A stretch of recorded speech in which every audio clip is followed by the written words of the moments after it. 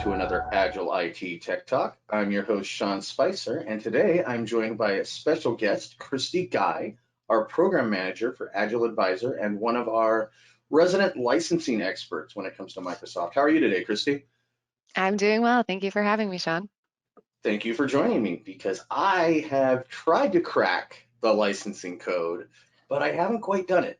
But we have a great channel that we use internally, and you are often the one giving the answers. And I thought it'd be nice to kind of walk through what some of these licenses are. What are we going to talk about today? Yeah, so you are not alone in licensing being really confusing. And a lot of times it feels like, at least in terms of Microsoft licensing, the right hand does not know the left.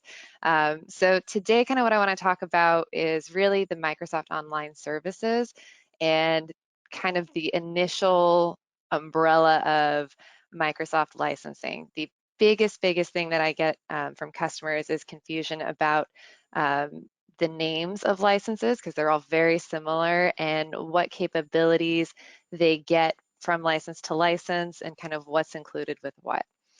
And so just to start us off here, the way Microsoft often talks about their licensing kind of is encapsulated with this pie graph here, where you have a slice of the pie. I personally don't like this visual because more often than not, these three slices here of the enterprise mobility and security, Office 365, and Windows 10 generally roll up into a license that starts with the mnemonic Microsoft 365. There are some limitations to that, and we'll get into it kind of as we go through this. But really, I prefer to think of it as a hierarchy where you've got this enterprise mobility and security component. Obviously, that's going to be security driven.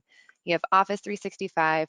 That encapsulates all of the productivity offerings from Microsoft. So you're thinking Teams, SharePoint, OneDrive, even the Power Apps, Power Automate, Power BI, all of those capabilities and components, and then of course the classic Office suite of Microsoft Word, PowerPoint, Excel, etc.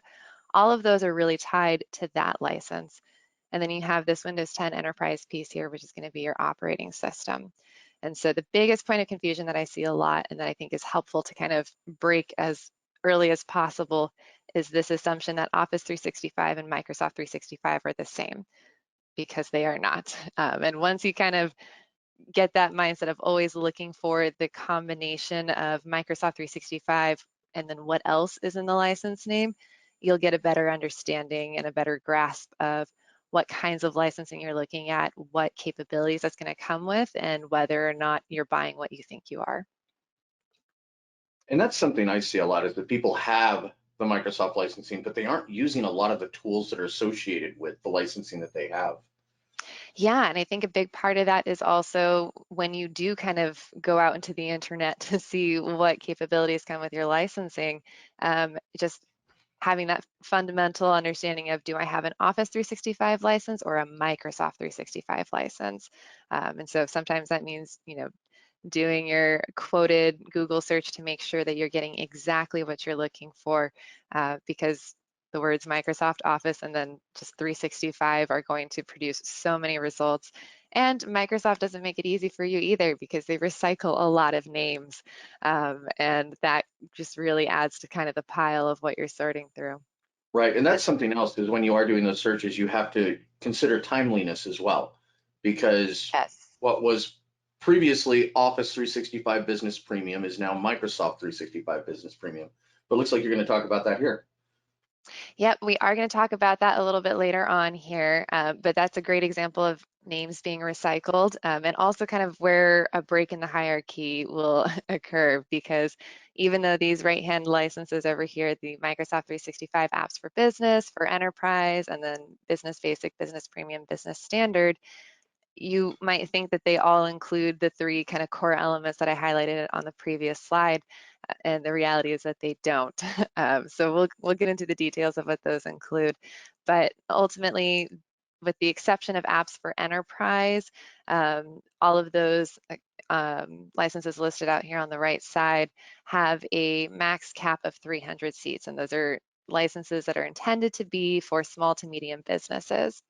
The licensing that we're going to start talking about over here on the left side of our Microsoft 365 F1, F3, E3, E5, as well as the Office 365 components therein, are enterprise licenses. So those really tend to be more feature rich, allow administrators to get to a greater level of granularity and customization in their environment.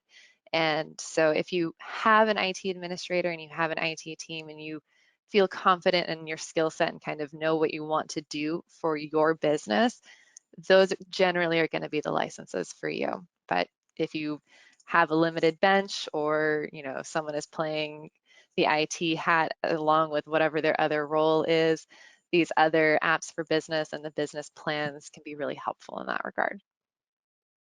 Right. Awesome. So we'll start with Ah. the classic Microsoft 365 E3.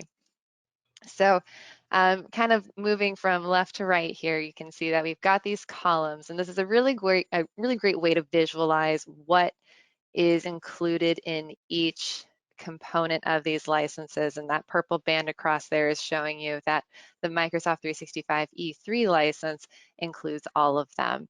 But if you do choose to kind of mix and match here, and you are able to do so, you don't have to match licenses up at their enterprise level. So if you're looking at the Office 365 offerings and you determine that you don't need E5 level licensing for all of your users, perhaps Office 365 E3 is more than enough, but you do want a higher level of security, so maybe you'll go with an EMS E5, you're completely able to do so. But if you want to do all-in-one licensing and just make it easy for yourself and for your accounts payable team, you can do that with the Microsoft 365 E3 license. And so kind of going through here, again, Office 365 E3 is a great starting point for most users. Agile IT generally recommends that for administrators, you do the gold standard of the Microsoft 365 E5 license.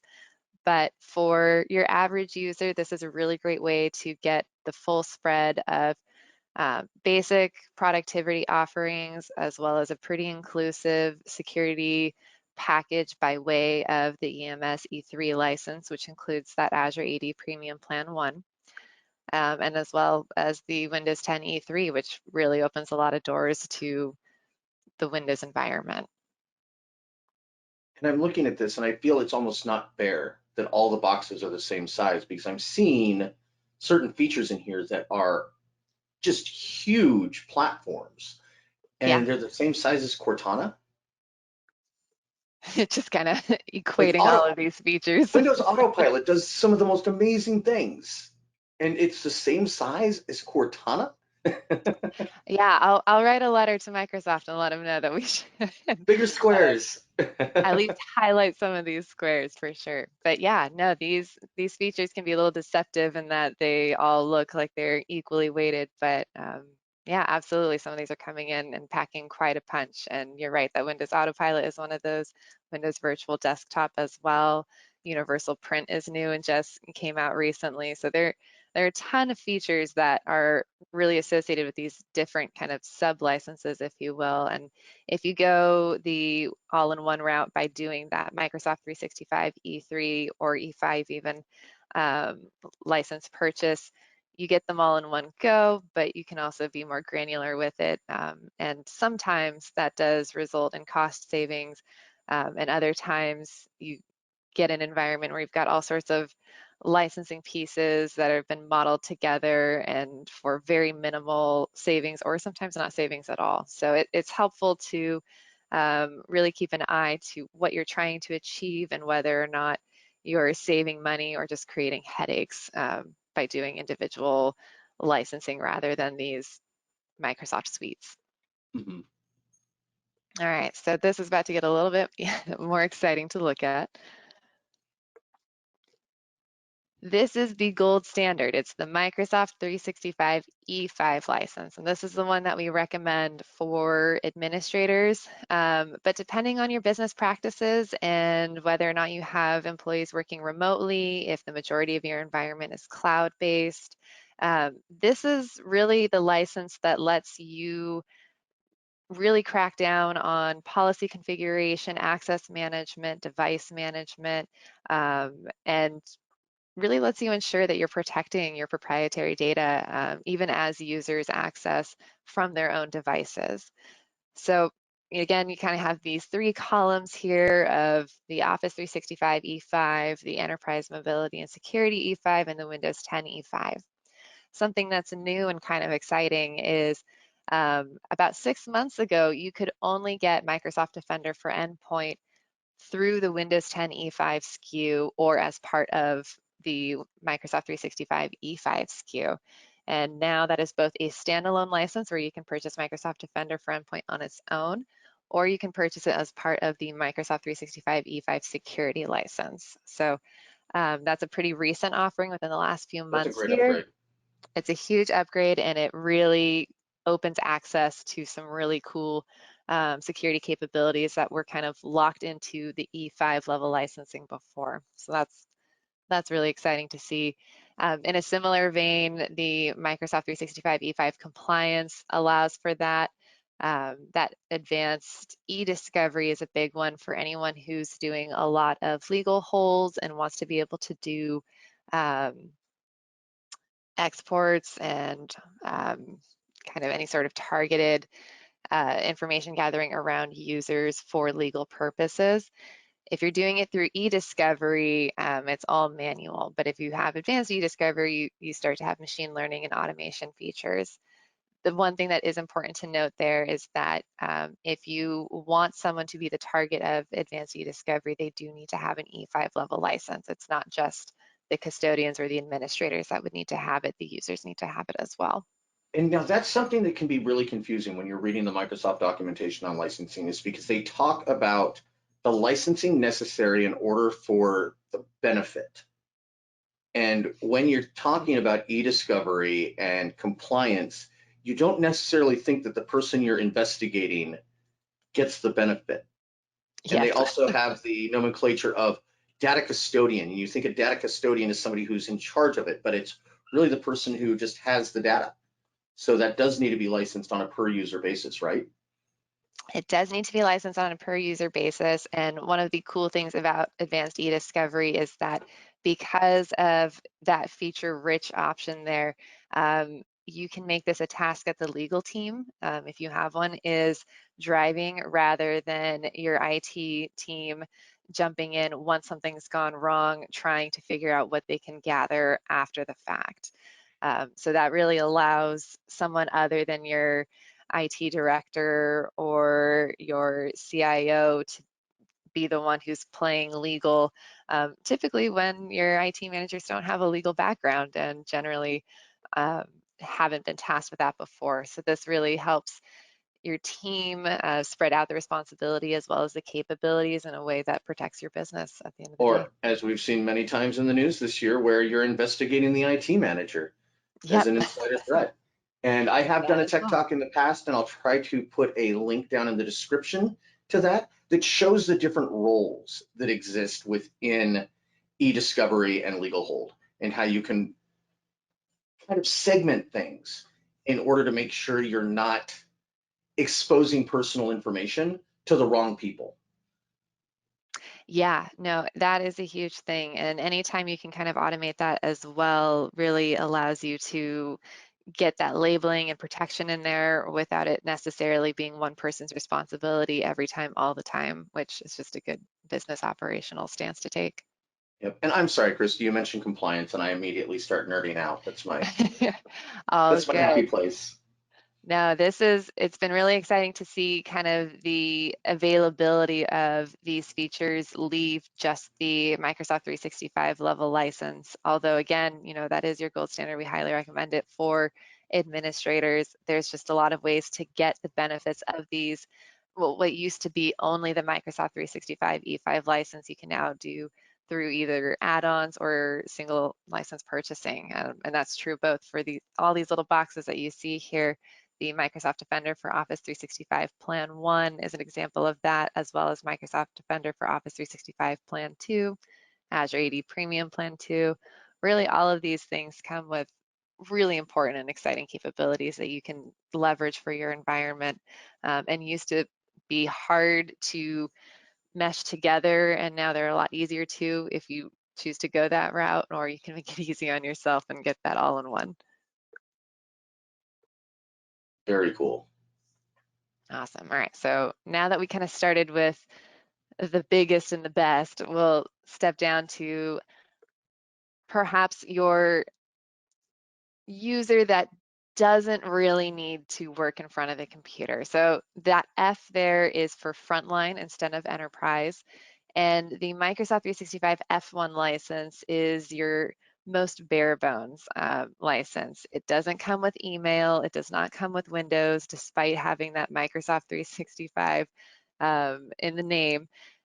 This one is really great for anyone that doesn't need to have a true presence, or at least a communication point within your environment, because again, no email. Um, but perhaps they still need to participate in shift assignments within Teams or see all company messages that are shared in Teams. So this would allow someone to have access to the environment to do any sort of input in that way, while also having that full EMS E3 security suite included into it, and making sure that any sort of data they touch or interact with is still secure.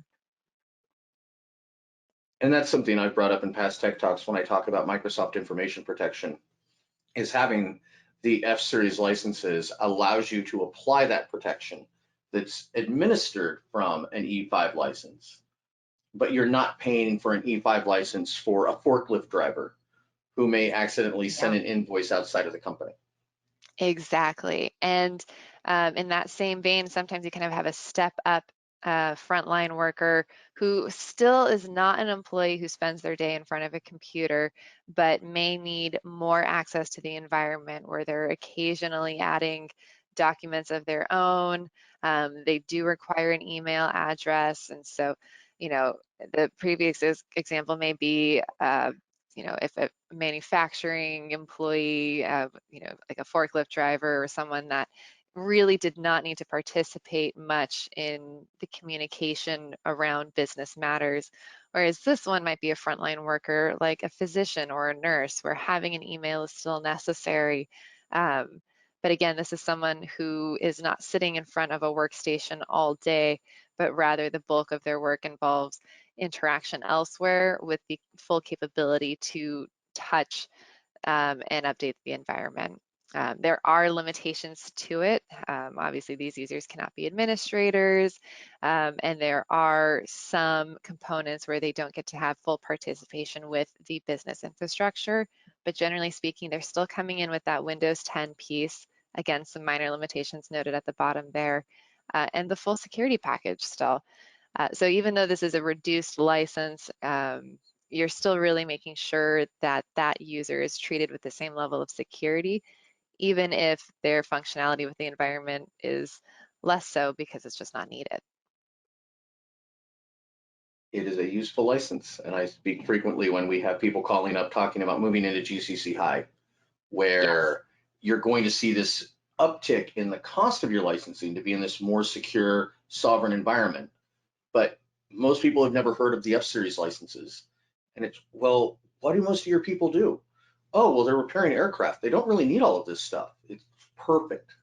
Perfect. Yep, that's exactly what it's for. It's a nifty package to make sure that, again, you're still covering your security base. And when you're in the GCC high space, that is everything. So yeah, no, really, really great licensing and lots to leverage here. So the next piece here is these Microsoft 365 apps for business and enterprise. This is our kind of first misnomer in a big way, where this is only apps. The security element is not really there, and the Windows 10 component is not there at all. And so looking at this kind of graphic here, the apps for business blocks are the blue one, and then enterprise includes all of the same apps for business, as well as these 4 extras. And a really important thing to note here is that Microsoft 365 apps for business does not include Microsoft Teams.